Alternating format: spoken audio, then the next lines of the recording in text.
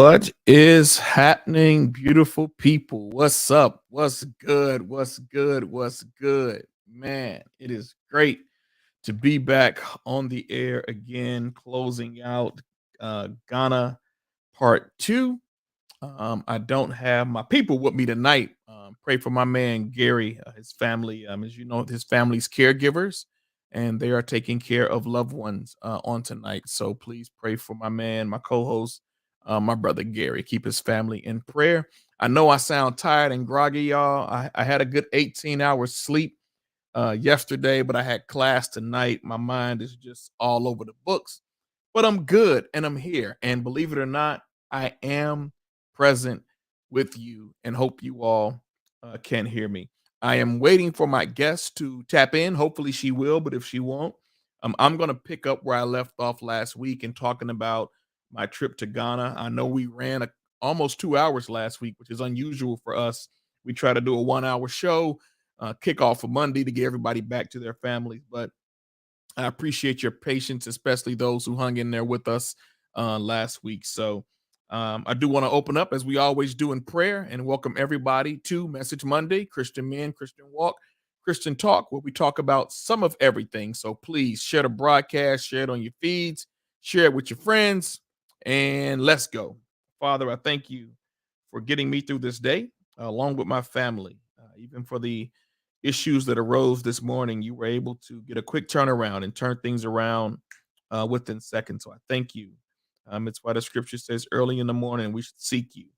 And so we thank you, Lord, for bringing us here. We thank you for the experience in Ghana that I'll talk about on tonight. And thank you for your love. Thank you for your grace. Be with my brother Gary and his family as they tend to some family business on tonight with the loved one they're caring for, and that you will give them the strength and guidance that they also need in Jesus' name. Want to give a shout out to a high school classmate, my friend from Marla. She knows who she is. I'm glad you are doing well, and I'll make sure that I get something coming out to your family on this week. Hey, brother Scott, what's going on, man? Good to see you out there, brother. So there's a lot going on. I want to get right into Ghana, but there's a lot going on. Bombing in Turkey.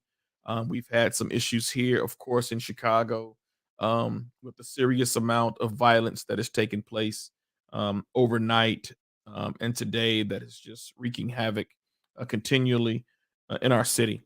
I know the mayor, Mayor Lightfoot, gets a lot of blame for this. I'm not sure why. It'd be equivalent to Rahm Emanuel. It'd be equivalent to Mayor Daley. You cannot legislate morality.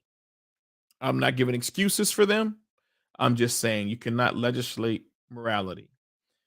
Coming from Ghana, one of the things I've learned that I've always thought about but never knew the science behind it. I cannot think of the word we used on Lionel Harris' show yesterday, which Lionel, thank you for having us on to talk about the trip with your vast audience. His audience is far vaster and deeper than mine, but thank you for that.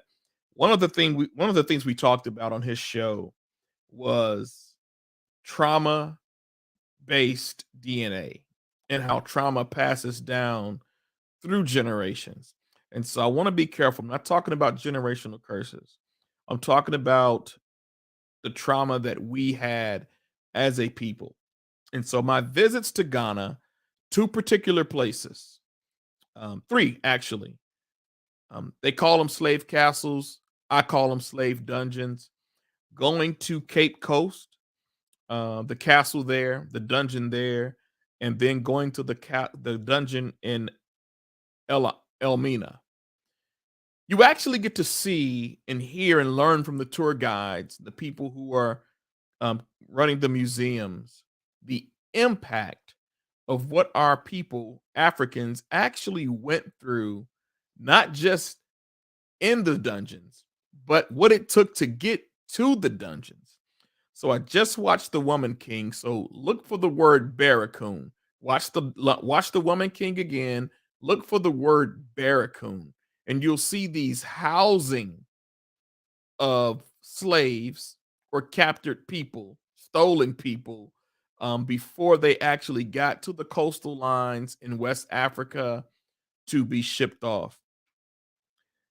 These castles were the epitome of hatred and pure evil.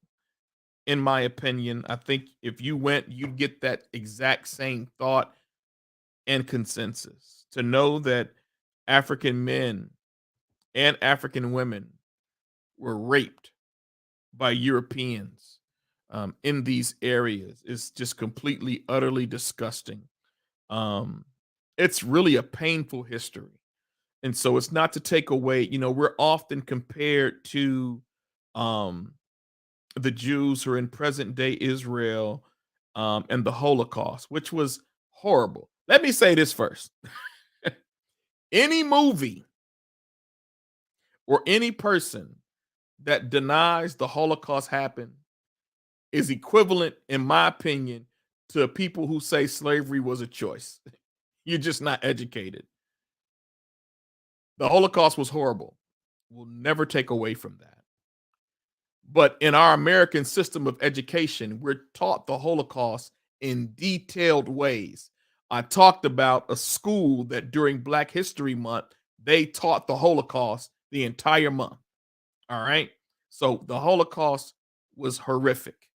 Nazi Germany, Hitler, it was horrible. I don't like when people try to compare who went through what the most, like two horrible incidents. But for me, being in Africa and seeing the impact of a captured people who were sold into slavery, somewhat under false pretenses, to see what happened in those dungeons, to learn what happened in those dungeons, it is probably the most dehumanizing thing I have ever witnessed. And I can't say firsthand because I wasn't there, but I've ever witnessed. The stench of gunpowder is so strong on Gory Island. You can still smell it when the water and morning midst of the dew comes in. It's unavoidable. It's unavoidable. The stench is still there. To learn what our people went through has put me in a different mind frame. It's helped me be more understanding. And I shared this yesterday to the folks in the Mo's because they're broken and just don't know history, our history. And I've only tapped into 0.00005 of that. Greetings, Sister Antoinette. We prayed for you and hope you are feeling better. Good to have you out there as well. So definitely a horrible experience. Our people have gone through some horrible things, not just at the dungeons, not just before they got shipped off across the Atlantic, never to see home again. That door of no return was marked, the door of no return. Imagine being able to see that in a different language. You don't really know what it means, but you just know it's something that's not good. To know that people were taken away, never to see their homeland again. Think about if you right now, somebody kicked in your door, handcuff you, put a chain around your neck, put chains on your feet, snatched all your clothes off, had you walking outside naked in some of the most dangerous sun you can ever have hit your body. Just imagine somebody doing that to you right now, and then you walking past a door of no return, and you're never going to see home again, right? We still don't know what happened to Diamond and Tiana Bradley, right? But think about never returning home again and the impact of that, and never seeing your family again, never seeing your mother again, never seeing your brother again. I want you to imagine that. This is what Africans went through being sold into slavery.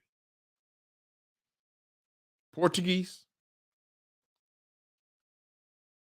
the UK, Church of England, the Dutch, just major roles. Their town's still named after them, if you want to believe that or not. So we did a visit in Jamestown. In Jamestown, we went to a place that even after the slave trade was over, They had an underground railroad to continue keeping slavery illegal. They had an underground railroad where they still did illegal slave trade. So even after it was quote unquote ended, they were still capturing and selling slaves. Every slave was branded, every last one of them. Which I don't know. That I'm not in the Greek life. I'm not in the Greek family. I don't understand the whole Greek fascination anyway. But that's my ignorance. That's just me. So I'm not knocking anybody that's a part of a sorority or a fraternity. But that whole Greek thing, I don't get it. I don't know. But to know that our people were branded, and then there are organizations out there that brand you for you to be a part of them, it's kind of rubbing me the wrong way. And I could be taking that out of context. Again, no offense to anybody who's a part of a sorority or a fraternity. I know y'all do great work out there, so I'm not knocking that at all. I've got friends who are Kappa, and so I've got friends who are Delta. So I'm not knocking any organization, any Greek organization out there. The branding part is the one thing that stood out for me. And to know that, I think it's the Qs who are branded. Like it just like gives me a different look on these things and on these symbols of branding yourself. And some people can say, well, there's no difference between a brand and a tattoo. Say what you must, do what you want. No big deal. Here's what I want to talk about. So that's the hardest thing in my experience. In Ghana. That was the hardest piece of my experience in Ghana, was being at the castles.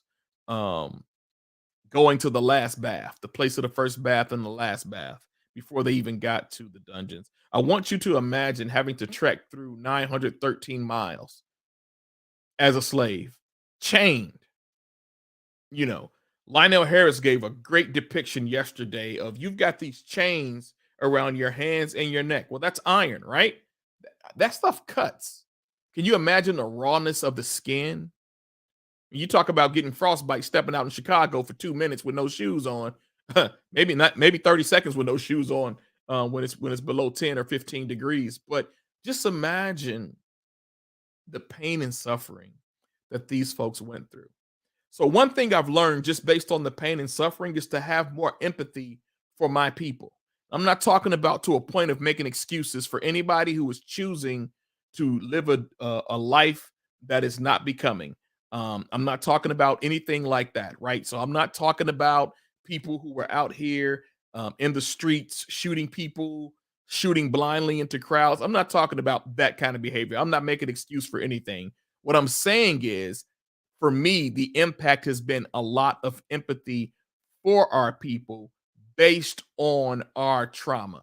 That's not making an excuse. That's not saying, oh, you're just trying to. No, this is real stuff. And until you go there, until you witness what I witnessed, until you saw what I saw, you're not going to understand it. And I'll say that for that. What was lovely about my visit? I mean, it was so much lovely about my visit to Ghana, West Africa. Part of that was seeing my mentee. I have a mentee there. His name is Henry, and I got to see Henry. He tried to surprise me at the airport when I arrived. Didn't know I was already at my hotel, but he came to see me there. And then the night before I left, we spent a lot of time together. Did some podcasting, and that was great. Mama T, you trying to get in? Check your email. That's going to be the best way. Don't try to do that phone link. Check your email and click that link, and I'll be able to get you in through there. But I got to see my mentee Henry, and that's Reverend T. I called her Mama T, y'all. That's Reverend Tytrea Baker. She was also on this trip with me, and she has her own experience that I asked her to come on and share as well. Your AT&T. That's the one I have for you. That's the one I have for you. Your AT&T email. But just with that link, I chatted you. Just take that chat and just email it to yourself, and then come on in. But I got to see my mentee. So Henry is a young man I met on Clubhouse. Introduced him to cybersecurity. Paid some money for him to take the cybersecurity course. Henry and I have built an outstanding relationship digitally. So I wasn't supposed to go to Ghana until 2024. I was able to go this year. So getting to see him, getting to spend time with him was very wonderful. That's a great part of my trip. Being able to go to the W.E.B. Du Bois Museum, knowing that he only spent 2 years there, but his impact in Ghana. His compound is still there. I think it's like maybe 2.5 acres or something like that. It's pretty big. But to be able to know that he was brought in by the president to um, make encyclopedias about Ghana and Ghana's history. Those things were just simply amazing and fascinating. So being able to go into his home, see his library, see his wife's room, just to understand that he was there for 2 years. Now, I want you to think about this. One of the most amazing literary writers of our time, thought leaders of our time, we got to see. I never knew that there was a holiday that used to be in China for him, and I thought that was powerful as well. Like, can you imagine? Like, China had a holiday for a black man. How impactful is that, right? So knowing that, and just knowing in 2 years, at 93 years old, this man left America to go take on an assignment in Ghana, West Africa. At 93 years old. And from 93, when he died at age 95, his impact and the work and the legacy that he left there, absolutely phenomenal. His library was so extensive, and they said he read every book in his library. Completely amazing just to know that.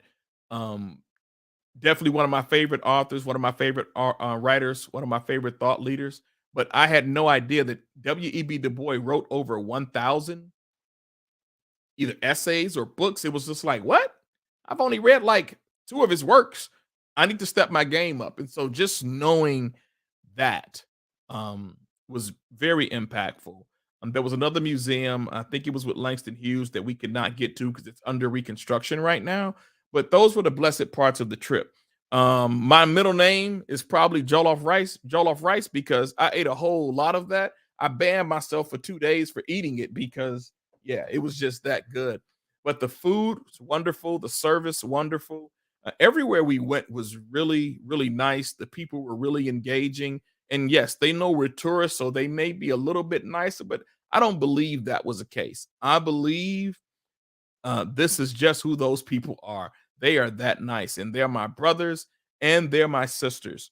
And just so that part of my visit was just amazing. The quality time I got to spend, the journaling I was able to do based on the guide that Lionel Harris left for us was just great. Like, all of that stuff was simply beautiful. By the way, if you're interested in going to Ghana, I'm going to put up something for you. So there is a 2023 wait list.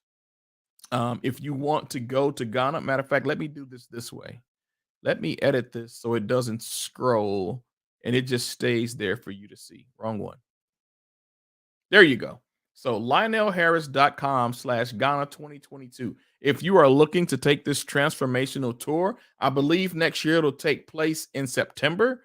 I recommend this for every Black person, African American, Negro, whatever you want to call yourself nowadays. I recommend this trip. And I recommend this because it'll just give you, imagine coming back with empathy. There's no wrong in that. Imagine coming back looking at your people with a different stance and a different take on life. There's no wrong with that, right? And so I went, as I shared yesterday on Lionel's show, I went because I wanted to change my language about Black boys. Now, y'all know I love my Black boys. I'm in the Champs Meal mentoring program. I love the brown boys we have in there as well. But as I've moved up the corporate ladder, there's been a disconnect. So I'm not in a building anymore. I'm in several buildings. I'm working downtown. I got a corporate headquarters. I go into the schools technically when I need to. I do site visits, but I'm not there ingrained like I used to be when I was a tech support specialist inside of the building. And so I found my language about our Black boys shifting when I'm seeing fights, when I'm seeing profanity. I started to change my language, and I said, wait a minute, this is not these are my children. These are my sons. These are my little brothers. These are my little sisters. And so Those were some of those one the main reason I went on this trip because I needed to change my language. So I shared that we've been doing at Noble um, Black Boy Joy. I don't have my oh, yes, there's my band. It's my wristband. My Black Boy Joy. I am Black Boy Joy. Right. So we've been doing this to give more attention to black boys, not just because they need it, but because of the racism that has been perpetrated against our black boys in the educational system. So it's even made me appreciate my colleagues who have been working hand over hand from DEI efforts to policy efforts to really help us understand what black boys need to grow and develop. So that was a great part about my visit, that being able to reconnect, one with myself, well, one with my ancestry, two with myself, and then three to really change my language about our black boys who are young and who are powerful and who are gifted and who are talented and who are able. And if we can find a way to bridge the opportunities that they have, if they can sell drugs on the street, they can sell life insurance. That's all I'm saying. So we can take the negative and move it into a positive, right? If they can, go to a gun range and learn how to shoot, maybe they can own a gun range and teach other people how to shoot without shooting each other. You know, I'm just saying we can change it around. I want you to realize what we learned about the forest. One of the things we learned is that poaching still very active in Africa. How did they stop the poachers at the Caicum National Park? How did they stop poaching? They hired the lead poacher. I want you to hear me.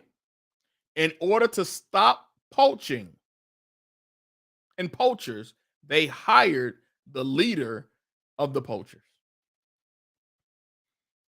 He took the job and they said, "Hey, well, how are we going to ensure that you do what you need to do?" He was like, "Well, hire my crew." So now you had these folks who used to be poachers guarding and protecting and guiding people through the forest. Imagine that. Now, I'm not advocating, I'm just sharing with you what they did. This is actually no different than what Colombia did when Colombia had a faction there that was against the government.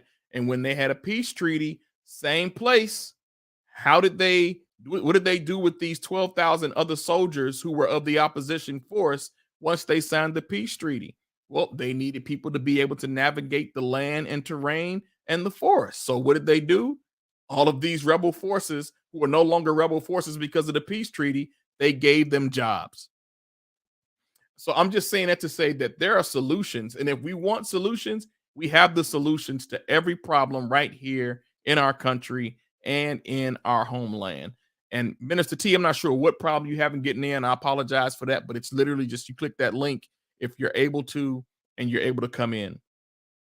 But that's a way to solve problems. And so I'm just saying that prison doesn't always, jail doesn't have to always be the solution to some of the problems that we're facing, right? There are things we can actively do.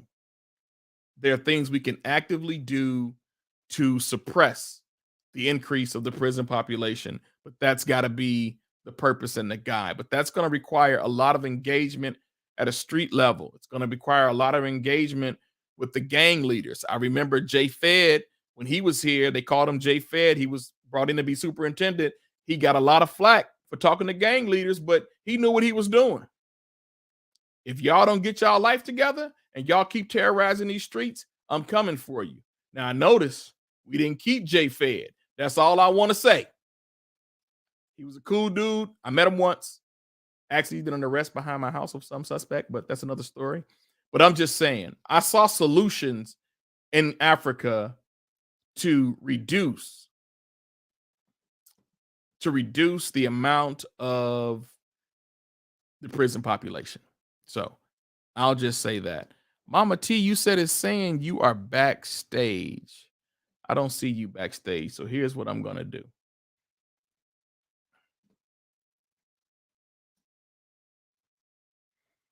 because I don't see you backstage, Mama T.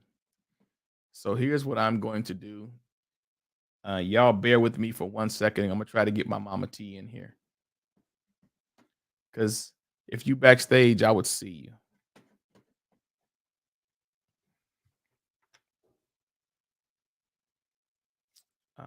But I appreciate y'all for hanging in there with me tonight. Why you don't do a show by yourself? Because you may have to multitask a little bit. So thanks for your patience. Mama T, I need you to check your AT&T email. That's the one I need you to check. I'm going to email you on there again. I'm going to have to edit all this out of this video, but I probably won't.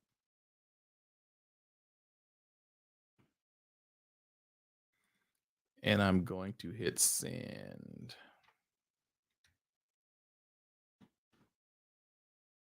All right, there you go. Did it again. So there you go. All right, people, I'm back. So few things. What did I get from Ghana that I was not expecting? I got an apology. I did not go to Ghana for an apology. I got an apology. And it was an apology from a woman who's from Belgium. And let me just say, she was sincere. She was sincere, and I accepted her apology.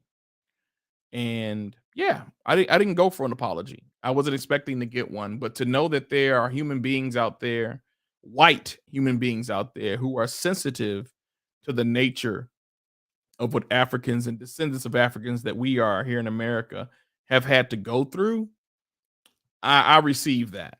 I gave her a challenge, but I received that. I was not expecting an apology, but she was sincere. She did have tears in her eyes. I didn't find them to be white fragility or anything like that. She was really sincere, and maybe that's because she's married to an African man from the Congo. But regardless of that, I receive it. I thought she was very sincere, and I was very direct in my conversation with her on my feelings and the things that I was feeling while I was in those dungeons. And so that's another thing that I wanted to share. The big piece I want to talk about tonight is what's next. You talk about fears. For some, that's false evidence appearing real. That's been a famous acronym that we've used. But what's next? In my journal, the fear I put down is that I fear I'll go back to America and just settle in and get back to the status quo. And that's because life always happens, right? There's going to always be something to try to sidetrack the mission. There's always going to be something that's going to try to take away from what you learned. And instead of building on that, if we let life just get in the way, it'll build an excuse. And all of a sudden, my trip to Africa becomes just a moment instead of an experience. And because my trip to Africa was an experience, that's the one fear that I came home with, that I'll fall back into the status quo, that I'll forget why I went, and I'll just say, yep. It becomes like me visiting Italy 3 times. It just becomes, oh, I went to Italy. Oh, I went to Africa. I don't believe that'll happen. Because I had a wonderful conversation with a colleague today about my trip and about my experience. And I think that is what really should galvanize all of us to go. I don't know how many churches are involved in actually taking their congregations to Africa. And I mean any part of Africa, but Ghana specifically for me, I'm looking forward to getting to Sierra Leone, because that's where my African ancestry test came back from. But you all have heard enough from me. I have a dynamic woman of God coming in. I call her Mama T, but y'all don't call her that because she gonna tell you it's Reverend Tytrea Baker. So she would not just let me go to Africa by myself. She was like, if you going, I'm going. Mama T, get on up in this stream, Mama T. Hey, Sam. First, thank you for enduring and hopping in here. I'm not sure what was happening, but I'm glad you were able. I forwarded it. I was all back. It kept saying you backstage, but I went back to AT&T, which I don't use, and I don't know how long. But I'm here. Cool. I'm so glad you are here. So I'm you here see, with my I got my gear. back. You see my background, Mama T. You see my I see it. background. It looks good. Hey, you know I You got see my background. You see my king and queen. yes, yes, yes. So, Yes. Minister T. Baker, you went on this trip with us. We had a great time on Lionel's show yesterday. So, Yes. I'll just go through some of the things I've already answered for the folks that I wrote down. Oh, I listened, and I've already sent this on WhatsApp and told people to join Awesome. because I So, couldn't get in. yeah, awesome. What was the hardest thing for your experience going to Ghana, West Africa? The hardest thing going or when I got there? When you got there? Okay, when I got there, no, I'm gonna go back to going. Was waiting 3 hours to go to the motherland because somebody got on the airplane and got sick, and they decided they had to take her luggage, and she had like 5,700 suitcases or something. So we waited 3 hours. I'm like, I'm trying to go home. I'm trying to go home. We supposed to have dinner together. We're supposed to have dinner. My son is texting me. I'm like, I can't get nowhere. It just that was the hardest. Yeah, yeah. I knew when they told me you were running 3 hours late because of your flight. I was like, hey, don't just let Mama T come on in, let her go to bed. Don't try to bother her. And sure enough, they're like, oh, Mama T, you went. I'm like, look, don't talk to me. Check me in. Yeah. And we're gonna be good. Well, we're gonna be up at 7:00 tomorrow. Won't happen. You see us 11:00. I'll see y'all when I see y'all. Yeah. That was the hardest. Yeah, definitely. The But wait. when you finally made it, Mm-hmm. you finally made it there. And I want to go straight to the dungeons. Yeah, I was gonna go there. I want to go straight to the dungeons. Yeah. So just share your experience there. Well, when I went there, not knowing what to expect, because I wasn't trying to watch it before and have any context. I wanted to see it, fresh. So when I went there, just my whole heart, my whole spirit just started to weep. And the drain that you felt, the sorrow, there's no language for it. I'm trying to give language for what you have to be on terra firma to feel. And I remember all I could do, because I went for an apology. I want to know why y'all put me on the boat. Right. That's what I wanted to know. Yeah. And so I went there. I had a little edge, a little attitude. Like, y'all put me on the boat. I'm back. Now I just wants to know. I need an apology. Somebody say I'm sorry. And when I hit those dungeons, all of that flew out of my mind. Mm. When I saw the degradation, the humiliation that they had done to our people, to my ancestors, it's indescribable, the pain, the sorrow. And I began to speak in tongue from the time I walked in there to I got in, and then they took us to the door of no return, and then they brought us back to the return.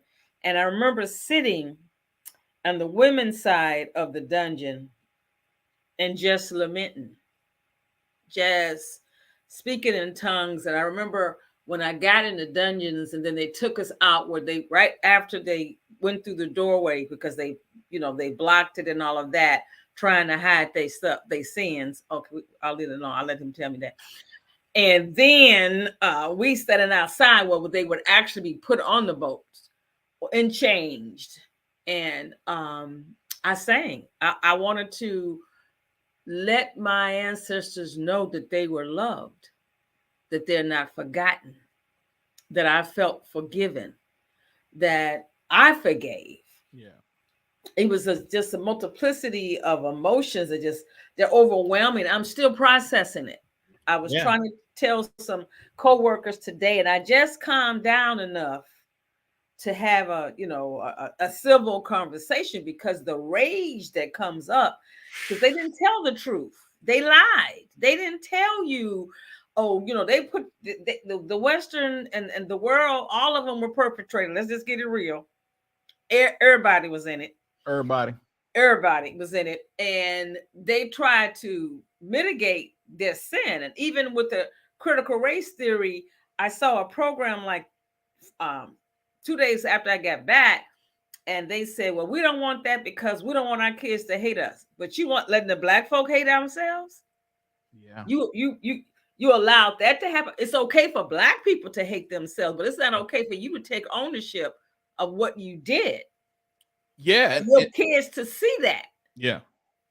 Yeah. No, I completely agree with you. And I think about it. And I think Brother Harris said it yesterday too, that there's a reason why the music that is out there is continually damaging and to our culture, and it continues to be allowed.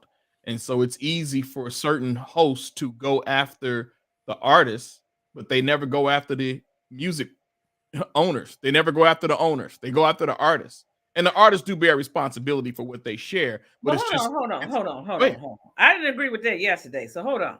Mm-hmm. First of all, you took a music. You took a language. You took that essence of us. So we're creating we're creating music. Now, the 2022s and 2020s, they don't have that. They can't say that. But prior to that, everything was managed. They still managing the airways. Come on. Yeah. They still, they're putting out what they want that's damaging, that is, subliminal messages to mess with your mind, your heart, and your spirit, and to continue to break you down. So that's what was said. Like my son's music, it ain't on mainstream, it's out there, but they're not promoting that because it's healing. Yeah. It's black men healing black people. Yeah. So as long as you can tear us down, denigrate us, disrespect us, disregard us, diminish us, you're going to put because it's going to make you feel superior. Now, what messed me up before I got on here was on social media, 9-year-old, 8-year-old boys is in there, a little boy trying to go to the bathroom, and the white teacher is saying that he's superior. Now, he got fired, but you still talking about damage. Yeah, he got fired when he got caught. How much damage did he got caught on the video because the child videoed it? Yeah. So how much damage has he done over the years? Because he wasn't a young man, he was an old man. Exactly. And so as we get older, we have to unlearn behavior, first of all, that our own parents did. But now you're talking about centuries of being indoctrinated to self-hate. Yeah.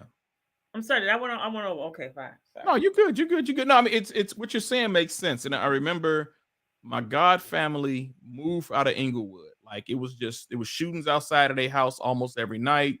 People tried to break in while they were in the house with their kids. So they moved from Inglewood to Oak Lawn. The first day in Oak Lawn, she takes the kids to the park. And she said a 5-year-old white kid comes up and says, "We don't like black people in my house." 5 years old.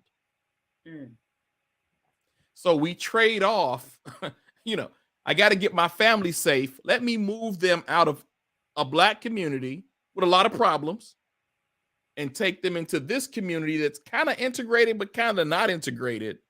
And then the first day the kids go to the park, it's, we don't like black people in my house. That's from a 5-year-old. What is he learning at 5 years old to be able to articulate, we don't like black people in my house? So you took him from harm's way to harm's way. Yes. So you took him to a physical danger, to a mental, emotional, psychological danger. Yes. So you went from the pan to the fire. Yeah.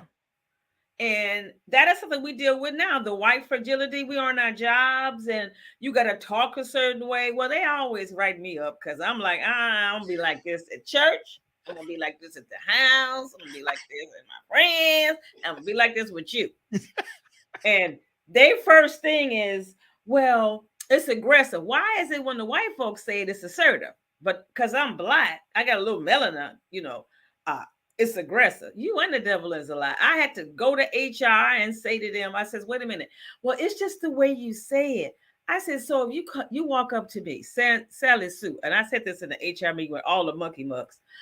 Oh, you're just such a nasty, and I really don't like you, and you're just too black, and I just don't want to be around you. I said, and I said very nicely. They said yes. I said, and it was damaging. So don't give me that madness about how you say it. It's what you say.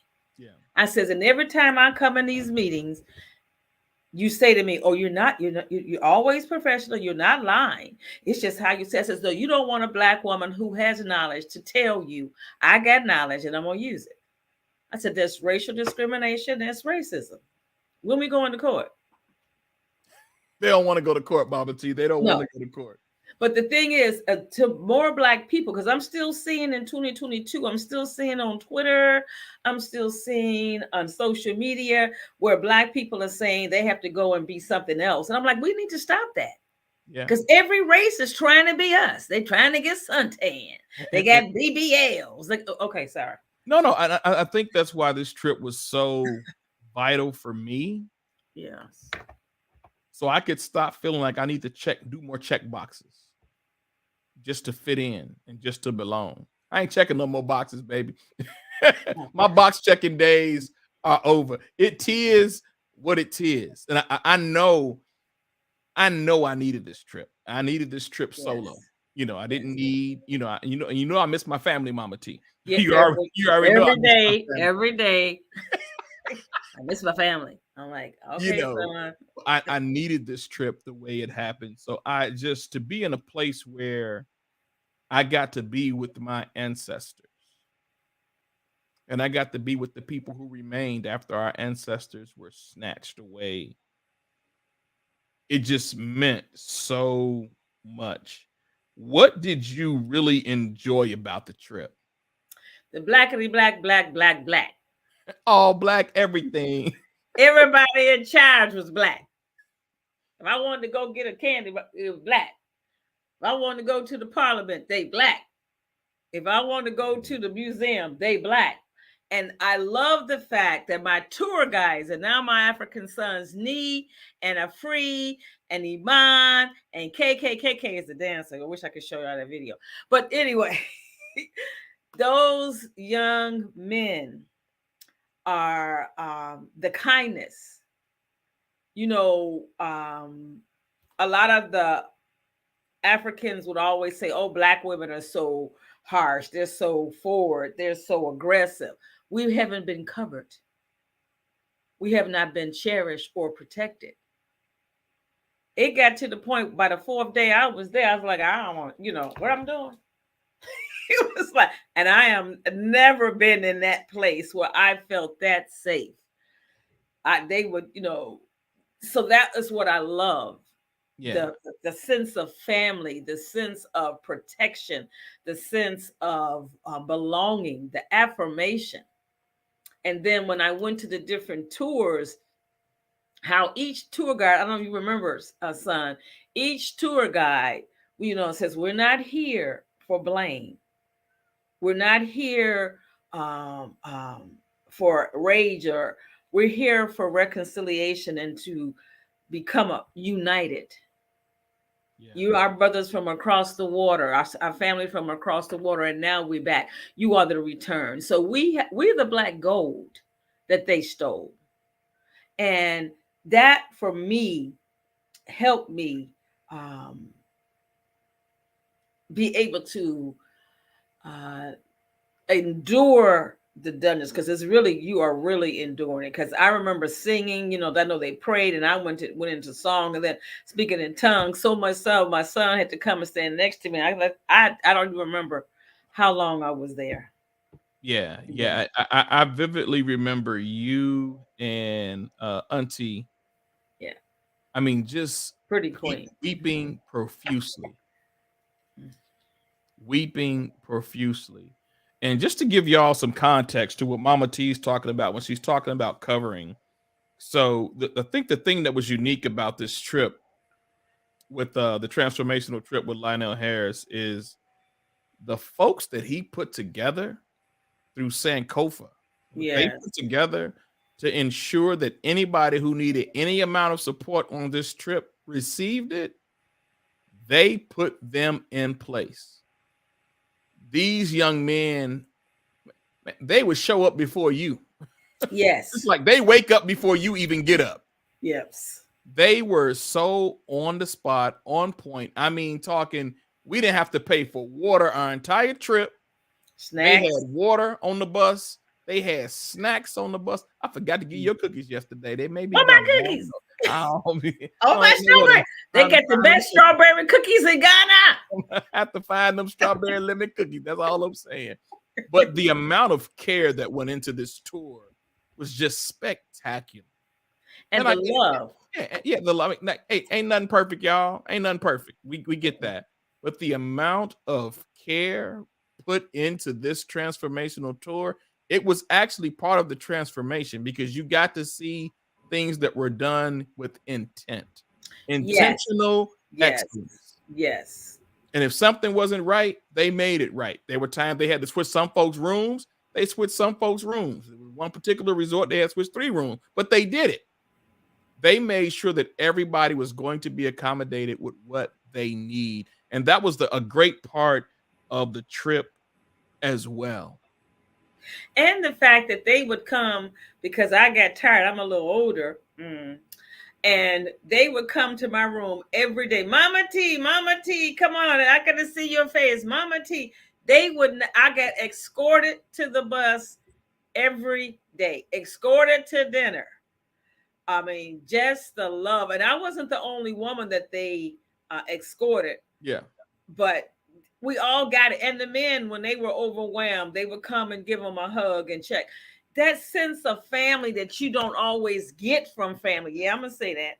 Yeah. The authentic, I felt I could be my authentic self and be accepted. Yes, Sister Antoinette, the hospitality was off the chain. Absolutely. One of the pillars of our church, hospitality, right?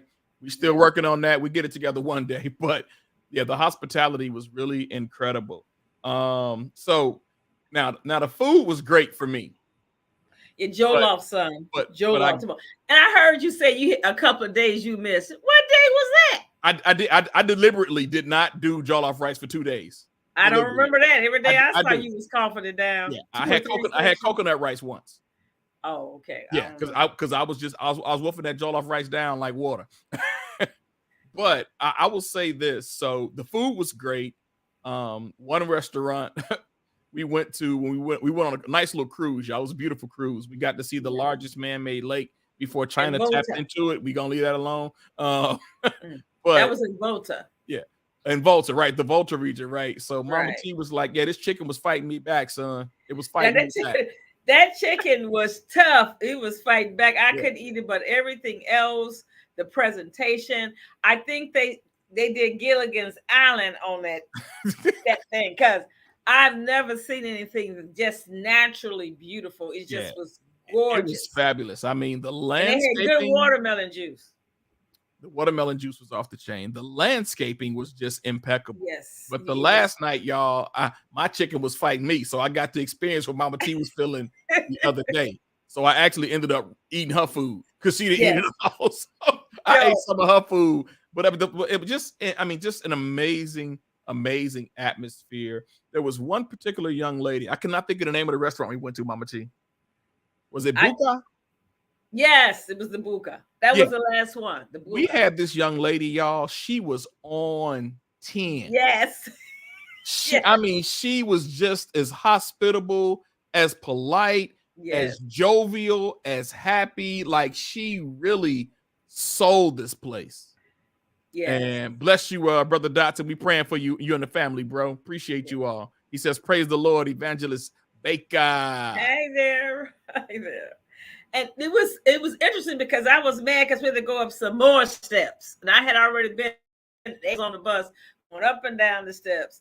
And here I'm going up some more steps, and she just stayed in my face. Oh, hello, hello. I'm so glad to see you. Till she made you grin. Yeah, I mean the hospitality Just that. in the restaurants. I mean, they were just phenomenal. I mean, I'm talking excellence everywhere we went. They were excellent. Like they were really that good at. They know what it's like to serve with gladness. And that's what was so awesome. I came back, and yes, you saw the shanty towns, you saw them, but they didn't have debris like we have on the sidewalks and in the highways. Theirs was dusty, but it wasn't garbage everywhere. Yeah. And also, you saw them happy, and that's how the Western society and the Western world try to take that. Oh, they're happy. No, they're happy because they black on, black run, black in charge. And when I came back, and you see compared to them, the opulence that we live in also made me a lot more humble. Yeah, that humility is something. And so you all construction in Ghana is not like construction here. So we start a building here, we stay on that building until it's finished. It doesn't work like that in Ghana. First of all, getting property in Ghana, I was talking to somebody about it today because they said they heard the process with the government is crazy. Well, we got firsthand from the tour guide how detailed the process is. And you have to watch out for people who are shady, because there you may get one person who sells the same plot of land to 15 different people, and then they disappear. You never see them again for the rest of their life. But not only that, you can't buy the land. So thank God for that. You could only lease it for 99 or 50 years. And I said, thank God that they're now understanding what their resources are. Because the dirt along the roads is shimmering. I'm like, wait a minute, am I in the rainbow? It's gold. Yeah, I still don't know what that all that glistening. That was gold. Those were gold flecks. Yeah, that was. I asked Nee. I said, why am I like I'm in the rainbow? Why all this shimmery dirt going on the side of the road? There was a lot of shimmering dirt around. And he said, oh, that's because it's gold in there. And I'm like, now I need a good sifter or something. Because you riding along and you just see all this shimmery, dirt. Yeah. But beautiful place, you all. I mean, I dreamed about being back in Ghana last night. It felt so good. Me too. I woke up so happy. I was like, hey, I'm home in my dream. The air is sweet. There's no smog. There's no fumes. There's no, it's just sweet. And it's clear. There's no ozone. Yeah, it's beautiful, y'all. Like, and at night, all the stars, everybody, they just grinning at you.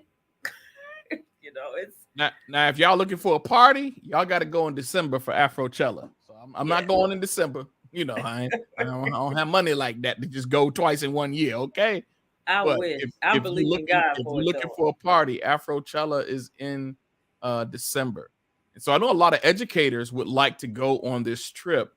But typically, this particular trip with Inspirational Perspective, that's in September, and so I know teachers are in school.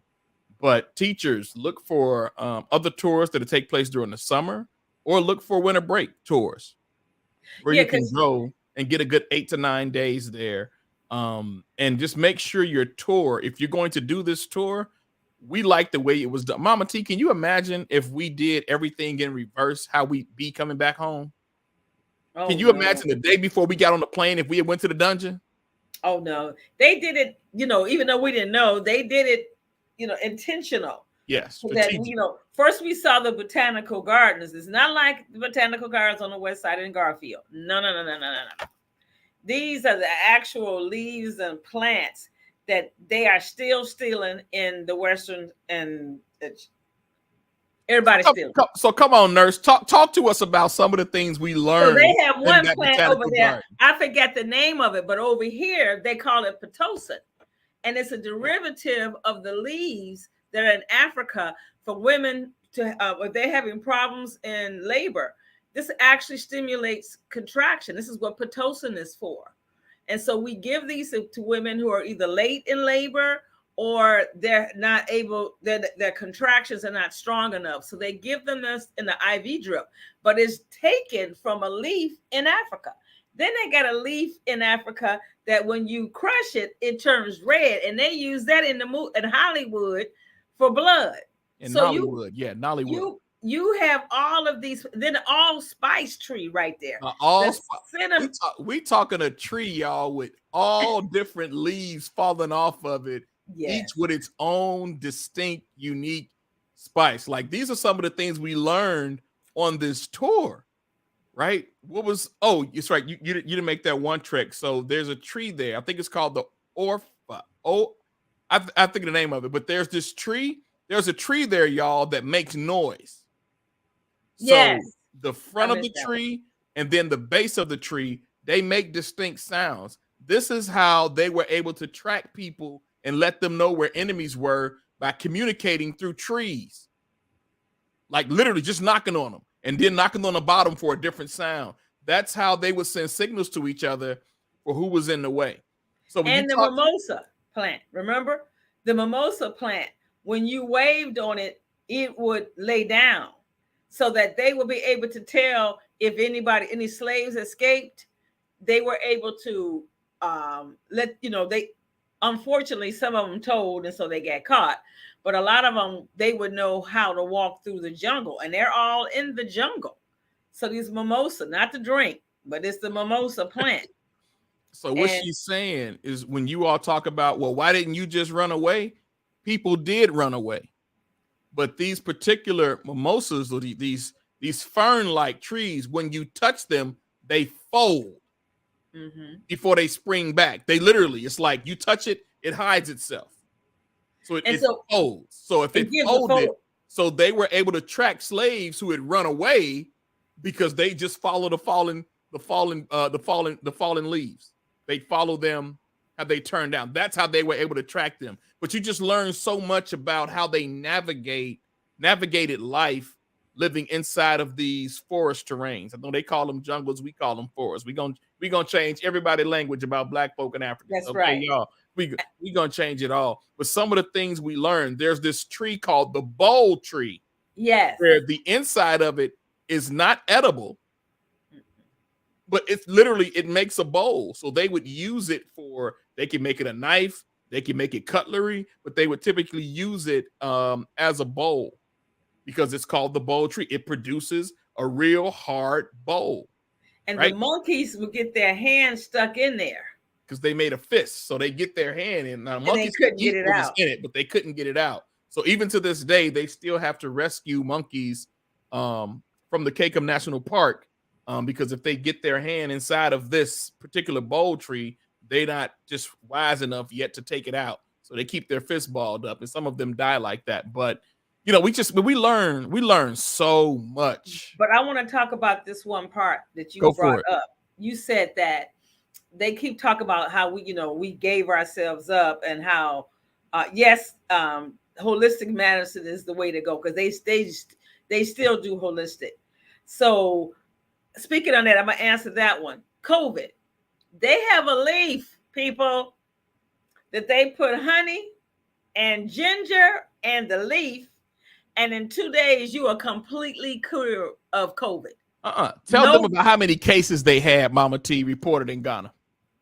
I forget. I know it was like less than. It was 1,000. That's right. It was 1,000. And they never got hospitalized, never on a ventilator. They took this tea and I'm like, where the tea at? Where the leaves? Where the leaves? You cannot export any fruit or leaves out of Ghana. And the leaves have to be fresh. So and in 2 days, they make this tea. You drink it, you good. No IV antibiotics, no IV fluids. That's real talk, y'all. None of that. This is all still present in Ghana. And I do want to talk about the fact that 2 things. 1 out of 4 slaves died. So the trek was 900 miles. Now you have to understand 900 miles to Tanzania, Ghana, and I forgot the other coastal city. that they were able to send over to the Western world. But 33% of the slaves died. No, 33% of my ancestors died on the trek, the 900 miles. 33 died at the bath. No, 33 at the trek, 33 in the dungeons, and 33% on the boat, on the transatlantic slave trade.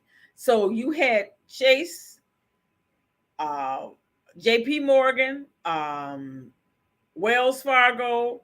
What's the other one that you said your hands? Huh? Lords of London. Lords of London.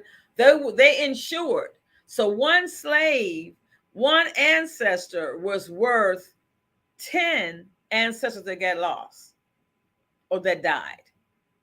And then they don't tell you about the chiefs that left and that was still in the part of, I forgot what part that was, that they couldn't find them because they went into the mountains. Yeah, I don't recall. I can remember the name. It was so much information trying to give it to us, but it was a lot of info, y'all. Like they never tell you that part. Yeah. They never talk about the ones that stole the ship. I mean, and drowned themselves so that they would not be taken because they knew another ship was going to come. They never talk about, you just now hear in the last 15 years about the slaves that drowned themselves rather than to become slaves, our ancestors. They don't talk about that. They don't talk about the fact that the tribal war. So if you had tribe A, and if Tony was in tribe A and I was in tribe B, and tribe A won, tribe B was absorbed. We didn't lose our language. We didn't lose our names. We didn't lose our folklore. We didn't lose anything. We just became absorbed. We became tribe A. If anybody saw Woman King, what they said about Woman King when the lady said that once the young girls joined, they became one family. So they don't talk about that. They just talk about brother soul brothers. Well, what's going over there in UK? But you know what, Mama T? But they do talk about it with the Roman Empire. Yeah. When they conquered, they'll talk about that. But Romans assimilated. Now you have to understand, they never created anything. They assimilated. Exactly. But the people who they assimilated from never got the credit. And they still doing that. Yeah. Let's see. We got a question, Mama T. Are Ghanaians generally welcoming to Black Americans coming over? No, or is there some standoffishness? Bruh, not Ghana. I know no. I can't speak about Nigeria. I've heard different things there, but I don't know. I'll go to Nigeria and find out for myself one day. But Ghana, bro, they want African Americans to come there. They want us to walk through the door of return. Yes. They want their ancestral lineage back in the motherland. Yes. We drove past 2 African American, I don't want to call them compounds, but living areas of those who have already migrated from America back to Ghana. They want us there. They want us there because we bring resources. We have valuable resources. The American dollar goes a long way. $1 to 13 CDs. Now, last December, it was 1 to 5. So you can see how things fluctuate and change, right? They want us there. I don't think I've ever felt welcomed like I felt welcome there. They're asking for us to come home. This is what they're asking. So when white people say, go back to Africa, they like, please come back to Africa. Yes. They want us there. Now, the problem you're going to have, because I joined a group on Facebook last week. The problem you're going to have is that, we got certain amenities here in America that we like. Right. We like our water. Yep. From the faucet, if we have to drink it from the faucet. But there are just certain things we have to be able to adjust what living actually is. Right. And so depending on what community you live in, I heard the Togo region is a little bit more expensive and a little bit more popular and a little bit more settled. Haven't gone to the Togo region, but they want us there, bro. Like I felt no Off the plane, Gary, off the plane. One of the guys, you know how we have, the people at the plane, you got the plane in America, you got the people that are right there outside to do whatever they got to do. Off the plane, one of the young men said, "Welcome home, brother." Yes. What? Welcome home, brother. Yes. Come on, man. Gary, you don't even know the feeling that did for me, bro. When he said, "Welcome home, brother." They want us there. And I wanted to answer that question too. 2018, Ghana did the year to return. They're trying to get the diaspora to come back. They have the only African country that's trying to make it easy for dual citizenship. So they are making it, they have connected with New York. I don't know if you know about this, Tony, but in New York, they finally have, it's not the embassy, but they have an organization that is there that people can go through in New York. And I don't know if it's going to become centralized for USA, but I know they just did this in August of 2022, that they're actually connecting to get us back because they need the skills. You have to understand it's underdeveloped. They need the skills. They need the engineers. They need the IT. They need nurses. They need that because right now they're doctors and nurses and higher education are educated in other countries, UK, Cuba, which we found out, and United States. But the year of the return was in 2018, and that was Ghana welcoming us back. And now it's just called the return because they want the diaspora. They went back with President Kuma and Marcus Garvey. So they're going back 70 and 100 years to do what President Kuma said they should have done, that we become united again, that we're no longer separated over the Atlantic Ocean. So they are purposely and intentionally trying to bring us back. My coworker is Nigerian. He's Yoruba from Nigeria. He said he's going to retire in Ghana because that's the safest African place right now, that they're not fighting, that the corruption is not as bad, and they're building. You ought to see the new apartments that I just saw in Accra. Within 5 years, it's going to look like downtown. You're not going to know because everything is there, and they're huge. Yeah. So and there's such a need. There's such a need that they have. And so when you talk about intelligence, oh my, bus drivers, cab drivers with PhDs, off the charts with intelligence. So when I work with the group of folks in cybersecurity there, they have intelligence down. They have theory down. They have what they don't have down is practicum. Because in order to have practicum, you have to have the hard technological resources there for them. But the way Cisco has revamped their things, that even Cisco's programming now can be used to train their people. Good night, Sister Antoinette. Thank you again.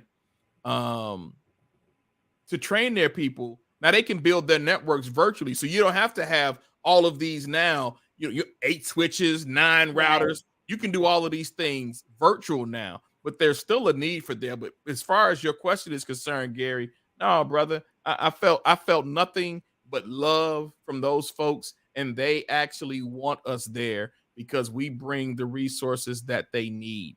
And it's not a use thing, right? You call some parts of Africa, they call a third world country. Well, it's easy to call parts of Africa a third world country when you've taken all of their resources to make your world the first world country.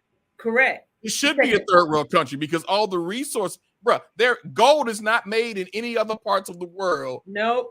Except Africa. Maybe the Aztecs got some down there. Maybe the Aztecs got a few, but they came from us too. So there goes that. But you think about it, right? You talk about in the 1900s when gold was $580 million in gold was taken from Haiti, right? Where did that gold go? Who got that gold? Look it up. Do the research yourself. Don't take my word for it. Y'all go look up and see who got that gold when it was taken from Haiti, and look at the condition that Haiti is in now. And just like the artifacts that were taken from us that's in all these museums, I think is the Arab nation is demanding theirs back. because they were stolen. They were grave robbers, and they're displaying them like these are ancestral artifacts. These have reverence. 80% of African artifacts are in Europe. Yes.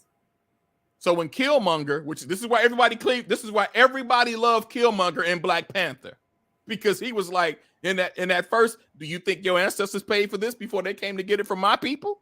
Sure did. Do you think they paid for this? This is why he said, bury me in the ocean with my ancestors, because even they knew that death was better than bondage. And but they don't talk about that. I mean, I have read about that before, but 60 to 70% of Africans had never heard of that until Killmonger said it. And then if you look at Wakanda Forever, I ain't want to tell you. Yeah, don't tell me. I ain't seen it yet. No, just go. Just go. That's all I got to say. Yeah. And see Woman King and then see that. And you're going to be fired up. Because I thought I was going to get ridden up and walked out last week. So family, check it out. I want to thank y'all for tuning in. I absolutely loved. I'm still processing. I'll be processing this trip for a while. I just know for me it was necessary to understand God's will for me. And there are things I can't share right now, but I just know he's working on me to get started on some things. And I'm just grateful. I'm grateful for the opportunity. I'm grateful for the finances to been able to take this trip. I'm grateful that I got to experience this with Mama T, because again, when she called me, what you mean you going to Africa? You ain't going without me. I'm like, well, you want to go, you got to follow these stuff, But next time I'm following her first class plan. I'm gonna have to save some extra money to fly. She had her own spot, y'all. I was in the back, all crunched up, toes crossed over my knees. She had her own spot flying first class. But that's all the blessings of the Lord. And y'all know Mama T travels. If y'all don't know, I'm gonna tell you, Mama T travels a lot. Yeah. She likes to enjoy life. Well, I believe what the scripture says, that Jesus died that we might have life and live it more abundantly. So I've had about 20 different versions of hamburgers. It ain't just McDonald's and Burger King, okay? So when you're not living to your greatest potential, you're really cheating your kingdom right. Yeah. You're really not living up to your potential. And it doesn't have to be food. I won't spend $5,000 on a purse. That's a trip. That's something I'm going to spend money on. I'm not going to spend $300 on a pair of shoes. Yeah. That's a condo. Yeah. So I'm thinking about, using my resources for the good of, and then I always tell people, I shared all of my travel hacks with everybody. Now everybody telling me, oh yeah, I checked this out. I said, well, I'm not going to tell you. I lived it. I've done it. And I've done it all as long. I've always tried to educate people, as my son is doing now. The people perish for lack of knowledge. A lot of one of the tour that was so sad, when we went to the wall where we were able to write our name, well, they had put down they brought back the bones of the slaves, the first slave that was taken. They brought his bones back and they buried it there. And so they made a wall. Now, the Jews have this Wailing Wall, and you could write up there. Well, we got our own in Ghana. Okay. Got our own, y'all. Got our own wall, and we ain't wailing. We are grateful. We're coming back to let them know that your sacrifice was not in vain. Yeah. And when you see all of this, it's just so much to process. And we went to Cape Coast, that dungeon, which they call castles now, and then we went to Amina. And what really got me, Elder Dawson, was the church is on the second floor. Like, we got a balcony, we got a first floor. The first floor was the dungeon. I told him last week, Mama T. Was the Catholic church and the Protestant church. So you had the Dutch, you had the Portuguese, you had the Church of England. You had all of them was there. And they preaching, and they had one bishop that they buried in honor. It just was too much. It's you got to do part 3. It was too much. Yeah, it was too much, especially how, and I think Gary used the word in powerful indoctrination is because they then use the African bishop to reinforce the slave culture. It's man, the manipulation game was it's so deep, y'all. It's just so deep. But I'm grateful. And they still playing. I call it plantation politics. They use the house people, because you said I can't use that word no more. That's right. The field people. And they still doing it. And they take a black to get a black. Nat Turner was turning by his own people. And so you still have that sense of tribalism, because I talked to a Nigerian. He was like, oh, when Ghana first got their freedom, they came to Nigeria because they didn't have enough. Their economy was so poor. And, just like the Mexicans come in America and they do all the work for you guys. Well, that's what the Ghanaians did for us. And I'm looking at him like, is we all black? What is you talking about? This ain't another different race. But it's the tribalism. It's the tribalism. Just the tribalism. And that's why you got tribal wars. Yes. But hey, family, we appreciate you all. Thank you all for bearing with us tonight and tuning in. Really recommend this trip for everyone. So I'll put this up again. If you're looking at taking a tour, LionelHarris.com/Ghana 2022. There's a wait list for 2023 on that site. You can go to it comes up right there for you if you're interested in learning more about the trip. Of course, if you've got any questions for me and Reverend Baker, feel free to DM me. Y'all know how to get a hold of me. Feel free to reach out, and we'll answer any question that we can about, hey, how do you prepare for this trip? Lionel Harris covers all of that, but we can give you firsthand experience on things that you'll need to do to prepare for the trip. I will say this now. If you do think you even want to go, start saving your money. Right. And you can get your airline tickets early. It's much cheaper, because I got my ticket early, not like 6 weeks out. But I checked, let me just check and see if it went down. It tripled the price for the same ticket. Yeah. So once you get those dates locked in that you think you want to go, and again, there are plenty of groups that go. I'm a little biased about the groups, but Sankofa Ventures is the one who took care of all of this for us, from hotel arrangements and everything. So also Nee the tour guide. I'm gonna send that link to the tour guide. Man, he has his own. He's with several tours. He's actually doing one in Dubai, December the 22nd through the 29th. I need to roll with him out there. He is the tour guide for life. He knows everything. Yeah. To know. Yeah. I just saw something on his website that we didn't get a chance to go to. It's so much. 10 days is not enough. You got to go 2 and 3 times. Just like coming to Chicago. You can't do nothing in 7 days. Can't do nothing in 7 days. But Sankofa and the Trent and Lionel Harris, they immersed us in it. It's a different to go to a tour and you jump. No. You are immersed. Yeah, this was an invitation to greatness, y'all. Yeah, that's what this tour was. It was an invitation to greatness. And we did do time at the dungeons, but we know we are far more than captive people. Well, why did they take us? Because of our ingenuity. Because when they came over to the Carolinas, Africans showed them how to drain the swamps. Don't get me started on African help. Oh, yeah.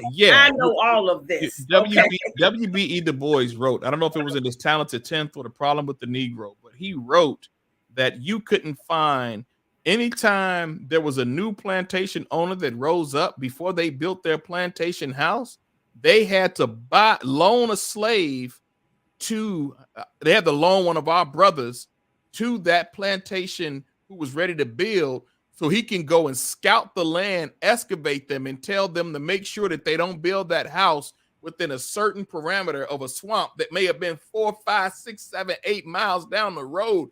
This is how well we knew the land. But if you go and you look at our construction industry now, you see who's dominant there. If you look at our trade industry for plumbing, you see who's dominant there, right? Like we've been outside of everything. I even learned, I never knew that there were black jockeys, y'all, who used Yes. to race horses. I never knew that until this Yes. trip, because when you've got all of these people, when you've got seasoned veterans with you who've lived a long life, you get that family feeling that you're going to get knowledge that you could have gotten in Chicago had you known these people, but you didn't. And so these discussions are what come up at the dinner table. Like Yes. nobody's background was, nobody was shamed, nobody was shady. Like when we talk about this being a real family of people who just met each other for the first time,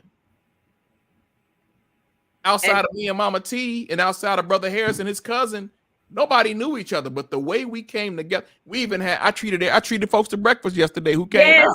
Like, We had a feast.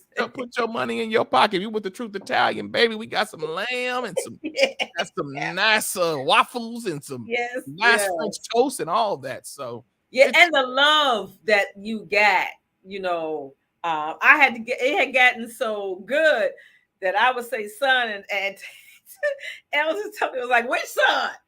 You got too many sons now. I got a problem. Which one? And they, and just to see it. Yeah. And I think Linnell Harris said that this particular group, he's gone, I don't know how many times. He said, but this group was family. We fought like family, we got over it.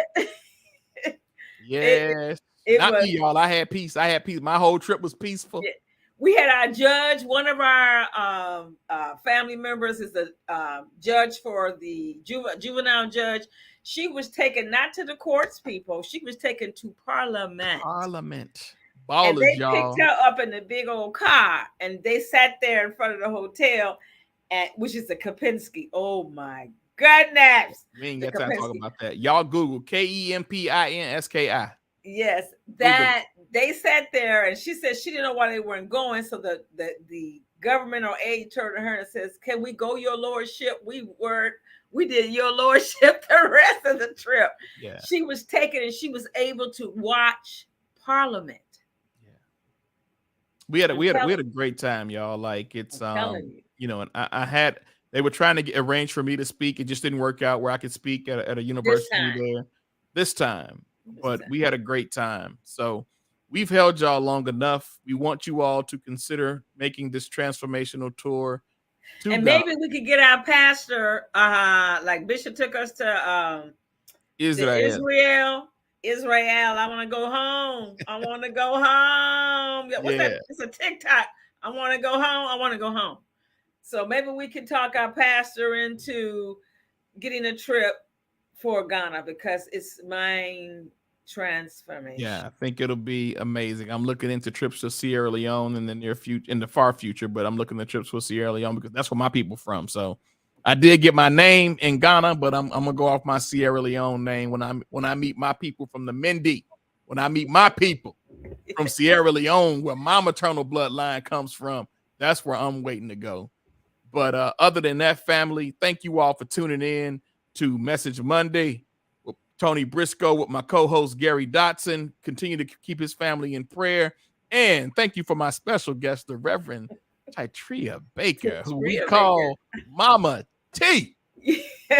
Hey, Father, in Jesus' name, we thank you for this evening. We know that we have a lot to still process from our trip to Africa. We know we have a lot of emotions that are still being processed towards our feelings of those who are not us, towards those who are European, for their atrocities, Lord. But we just thank you that you have brought us a mighty long way. Even with the post I saw tonight that said Jesus did not answer any prayers of the slaves and y'all still believe in him. Well, the fact that this brother was able to make that post means that Jesus does answer prayer. Yeah. And we are here, the returned descendants of our ancestors who were torn from their homeland, God. So we thank you for your love. Be with my brother Gary and his family. Strengthen them, strengthen Grandpa as he wrestles and struggles, that you will give them the strength that they need, the fortitude that they need as a family to continue to take care and provide for him, God. So I thank you for your love. Thank you for your goodness and your grace and your mercy and your forgiveness. In Yeshua's name we pray. Amen. Amen. Family, y'all have an outstanding evening. We up out of this piece. Yes. God